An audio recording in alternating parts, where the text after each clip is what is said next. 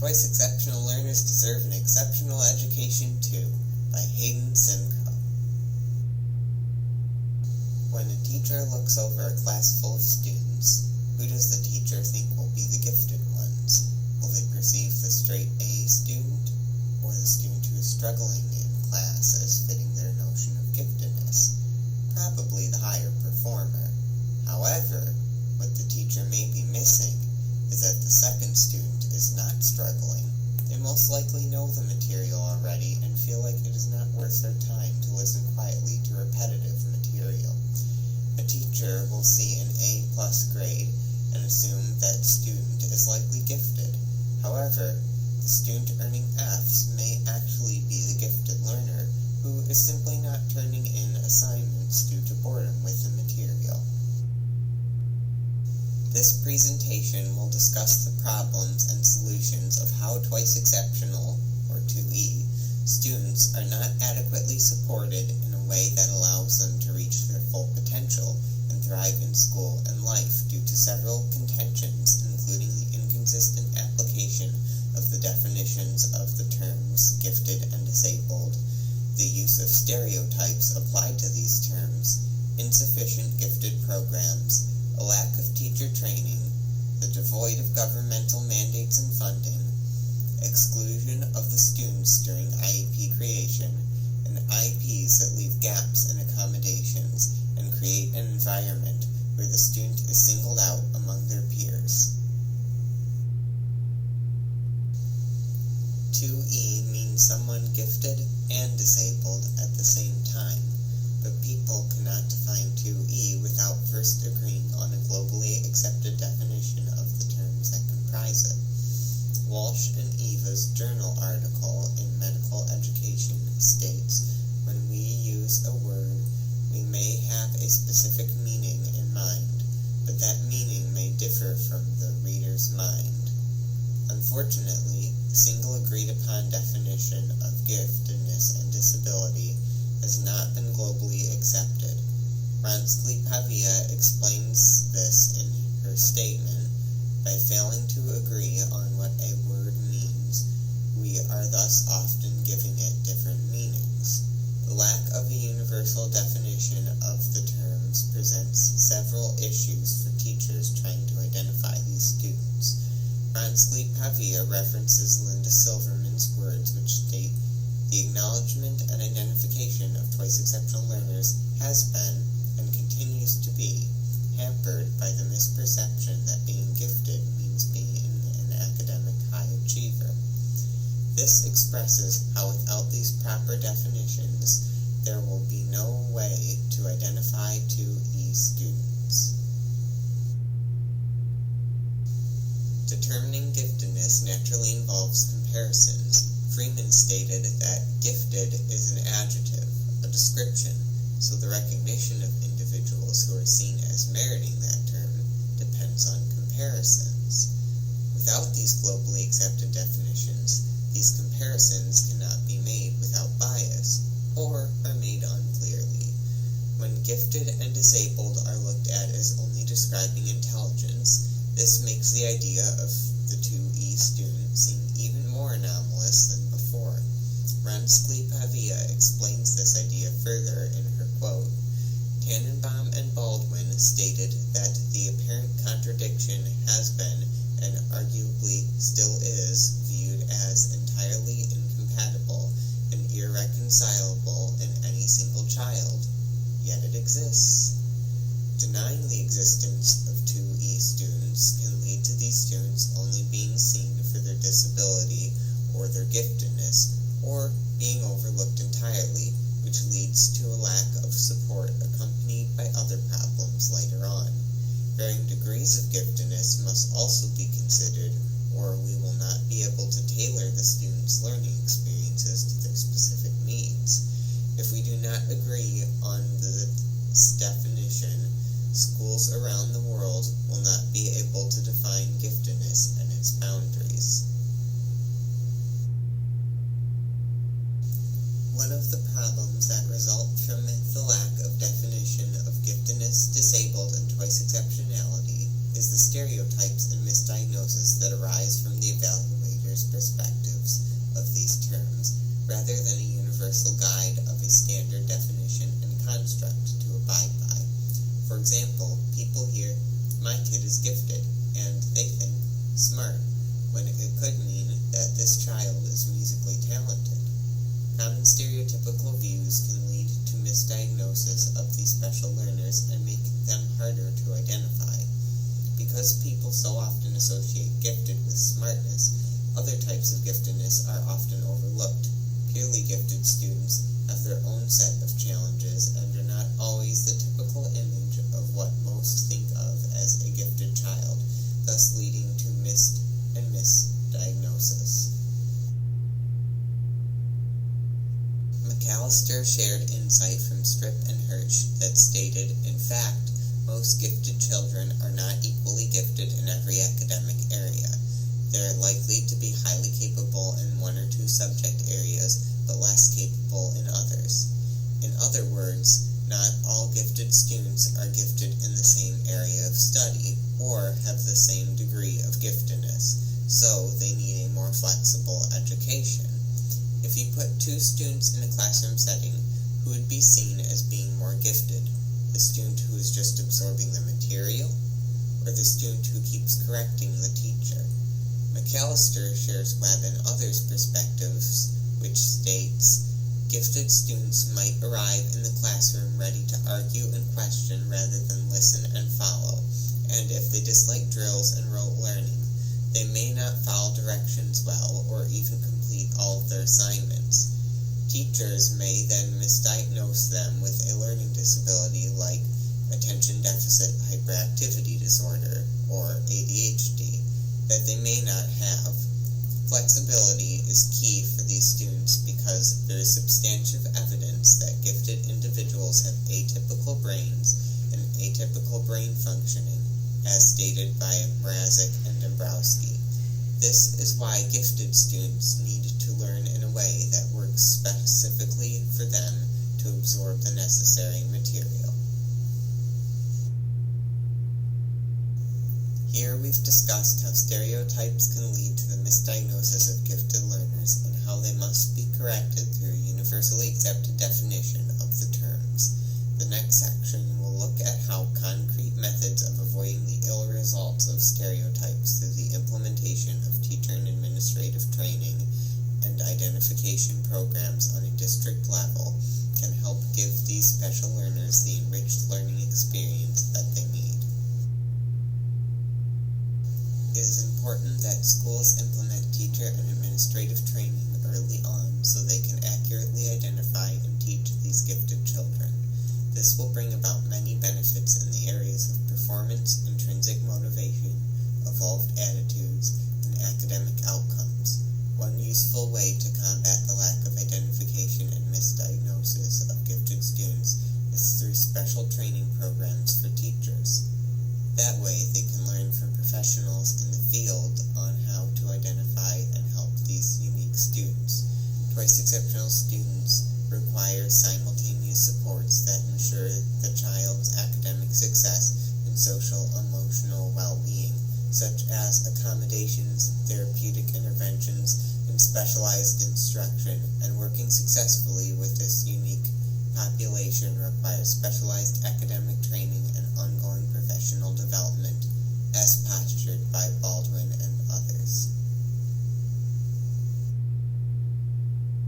In a case study evaluation of the implementation of twice exceptional professional development in Colorado by Jin Wen and Rick Shaw, there are 4 tables that show pieces of anecdotal data, such as the processes for implementing and testing these programs and the phases that comprise these processes, the research questions for the teacher training and student identification programs being implemented, the resources that were required for the implementation and testing of these programs, the outcomes of these programs and the tests, and finally, suggestions for future developments for these programs.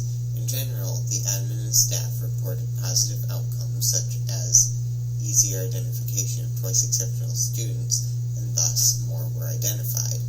As for the students, They also experienced positive outcomes of improved test scores and better self-esteem.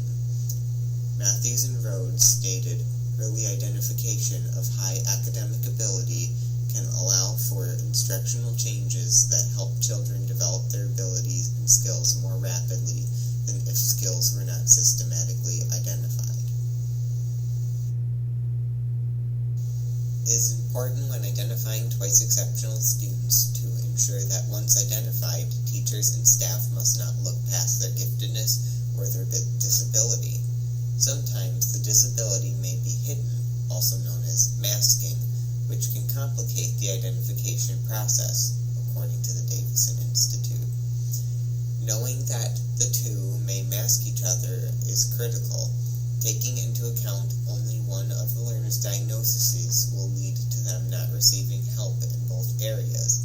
Thus, they would not receive the total support they need, making it even harder to reach their full potential. Teachers and administrators should be sure to utilize all provided resources to identify and support students by not confining the identification program to just a written test, a single subject, or the barriers of cultural or language differences. Otherwise, we risk the twice exceptional student only being seen for their gift or disabled side of them. Identification by teachers and administrators is important for gifted, disabled, and twice exceptional students and must be implemented in the ways covered above, or teachers and administrators will not be able to find and serve these special students. Identification training, resources to support these unique learners, and the creation of programs for those identified all require funding. The next section will touch on current funding for these schools and why more adequate funding is greatly needed. Disabled students are being partially supported through legislation at the federal and state level through policy and mandates. Legislation and funding for gifted and thus twice exceptional students are absent at a federal level and are lacking at a state level. Any legislation and funding that is implemented is minute, if any is provided. This is the reason that we need more funding and legislation. If we do not implement these funding programs, then we will not be able to fund the teacher training and identification programs mentioned previously that are so helpful for teachers and students. Few, if any, legislative and monetary policies have been implemented in this field due partly to an unwillingness to allocate resources to look into this issue. Also, there is a lack of funding, a lack of awareness that this issue exists, and a lack of understanding that even if these students are the minority, they still deserve the full supports they need to thrive. The lack of programs for these special learners causes problems because in the absence of law or policy, situations are addressed on a case-by-case basis, or they are sometimes ignored, as explained by Roberts and others. Many state laws and district policies have taken the path of simply ignoring this issue for a long time. Another reason that they have been ignored is that no one is requiring teachers and administrative staff to do anything about it. The federal government does mandate a few laws for disabled children, although it is still not enough, but does practically nothing for gifted students. Thus, it has been left up to the states. Therefore, not every gifted student is receiving help. They also do not do this across every country, and so not all of the special learners of the world are receiving the care they need. Even in the few instances where programs have been implemented, these implementations may not fully encompass the entire needs of these learners. Only in 2015 did the United States officially recognize twice exceptional students in legislation as a distinct group. They have been ignored and have not received support for even longer than other groups of students, such as gifted and disabled students, who have received recognition and support for much longer. Thus, very few laws have been passed directly made for twice exceptional learners as of yet. If the government were to create legislation to progress the implementation of programs and supports to help gifted, disabled, and twice exceptional students, they must also provide the proper funding to help the schools initiate these programs. Without proper funding, then these policies are useless. Griffith concluded that often state and federal gifted and talented funding are not sufficient to provide students with a high-quality gifted and talented program. Normally, the gifted do receive a small amount of money, but it is still not enough. Griffith found that funding for the Javits program is $12 million annually, which equates to $2.50 to $4 per gifted and talented student in this country. Some may say that, in this case, state funding should supplement the federal funding to cover the rest of the expenses, but this suggestion won't work because state funding varies across states. Not everyone will receive equal and adequate funding. Further, most states do not provide adequate funding, if any. The Davison Institute determined that only 4 of the 32 states that provide gifted and talented funding actually fully fund the needs of gifted and talented students, as pointed out by Griffith.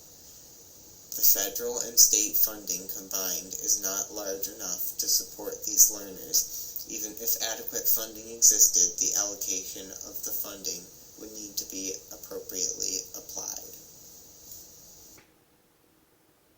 New and improved policies and funding must be put in place if we wish to mandate and implement programs that will help these gifted, disabled, and twice exceptional students across our country. Maybe one day, these students will be supported on a global scale. Once funding is in place, staff have been trained, and programs are instituted, how do twice exceptional children get access to these programs? After they are identified, these learners must receive an Individualized Education Plan, or an IEP, which is the contract between the student's parents, and the teachers and administrative office outlining what supports, accommodations, and goals will be provided for the student. Twice exceptional means a student with a talent and a disability, but teachers tend to focus on the disability aspect of twice exceptional rather than the talent portion, and the last thing that they would consider putting on a twice exceptional IEP is a talent development program. This limits learning options for twice exceptional students who need talent development the most. However, twice exceptional students have unique issues that respond especially well to a talent development approach, according to Baum and Novak. Unfortunately, because twice exceptional students are often only seen for just their strengths or just their weaknesses, usually the latter more than the former, they are not being given all of the options that are out there for them. Accommodation of a typical disabled learner requires a significant amount of work and experience with what options exist. Accommodating a twice exceptional learner requires even more expertise. When the focus is on the weakness of twice exceptional students, there is a high likelihood that the student will be placed into a program designed to support their learning challenges with little to no attention to their strengths, as remarked by Baum and Novak. Too often it is their deficits that bring these remarkable youngsters to our attention. Their gifts and talents are either ignored or denied. Focusing on the denied portion for a second, because of the already mentioned stereotypes and lack of a single definition that causes teachers and administrators to see twice exceptional as impossible, because of human nature, people tend to focus on the negative more than the positive. This causes twice exceptional learners to again be mislabeled as one or the other, but people tend to lean towards the weaknesses. The truth is that students with gifts and talents who may also have academic or attention challenges are often the most suited for talent development, exclaimed Baum and Novak. But unfortunately, if twice exceptional students are not seen as having talent, and teachers usually will not put these twice exceptional students in a talent development program. However, talent development is needed in this scenario, so teachers can help develop these students' talents. Often, their talents help them succeed in life far more than their disabilities hold them back. Both components must be included in the IEP to truly support these unique learners. One of the problems with designing an IEP is that the student is not often included in the making of the IEP. Although it may not seem the most productive to have the student sit in on every meeting, if they understand what is going on and have something they want to add to the IEP, then they should have that right. If they are not able to understand a part of the IEP correctly or do not understand why or why not something must be implemented or removed, then clear communication between the child and their parent is key to helping them understand why their idea may not be plausible in that situation. Whatever happens, they must be able to clearly understand what accommodations their IEP provides so that they can advocate for themselves and ensure they are receiving all of the help that they were promised. This is a right that cannot be violated and must be protected. If we do not invite them to these meetings, they may feel left in the dark, or they may decide that an IEP meeting is an opportunity for adults to talk negatively about all the problems that students are having. Expecting students to exercise active roles in the IEP process means doing much more than just inviting them to attend meetings, said Van Dyke and his colleagues. They must also be allowed and encouraged to actively participate in meetings because this is their IEP. They must be part of creating it so they can give a thumbs up or thumbs down on a part of their IEP.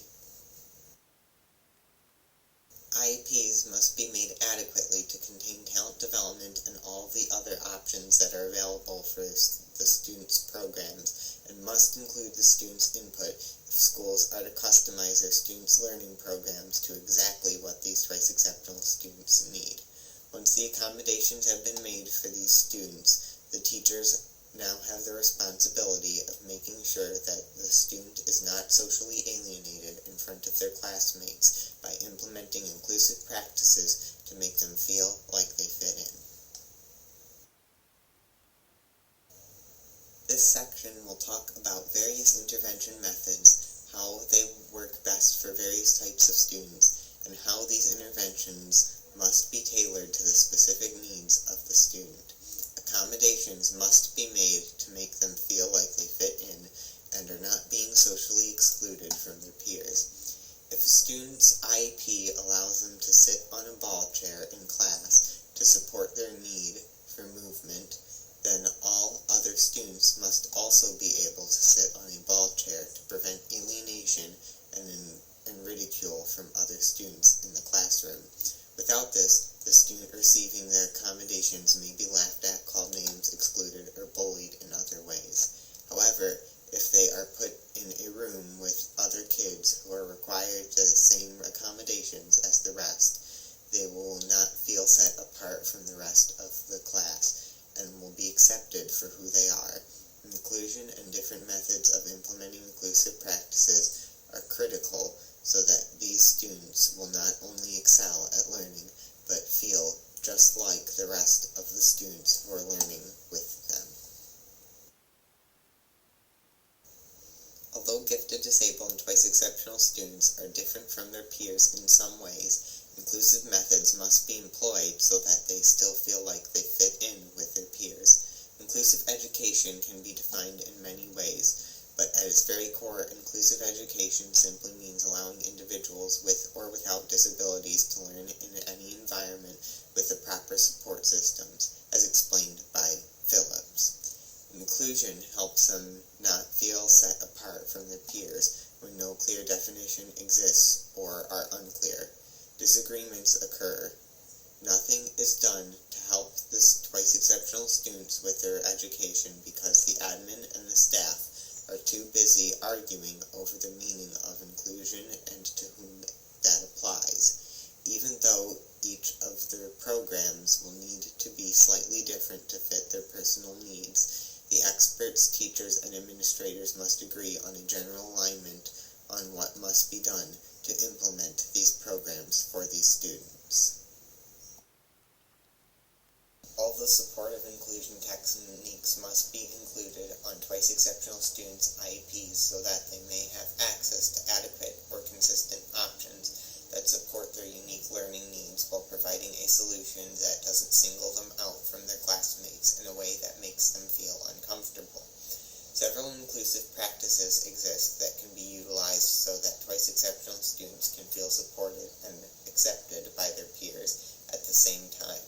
As pointed out by Gierzik and Hornby, most importantly, schools need to focus on providing favorable learning environments and supportive school contexts in which positive attitudes towards inclusion embrace the celebration of diversity so that twice exceptional students feel supported and can achieve optimally at school.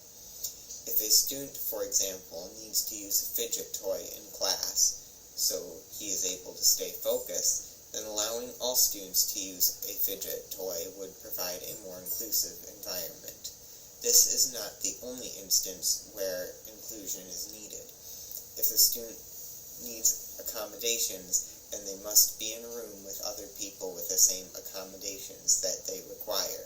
That way, they feel like they fit in with a crowd and know that they are not alone. Being around other students who share the same gift or disability will make them feel like they fit in with a group to whom they can relate. Alternatively, the mainstream classroom students must leverage similar accommodations to ensure those received by the twice exceptional learner will not ostracize them.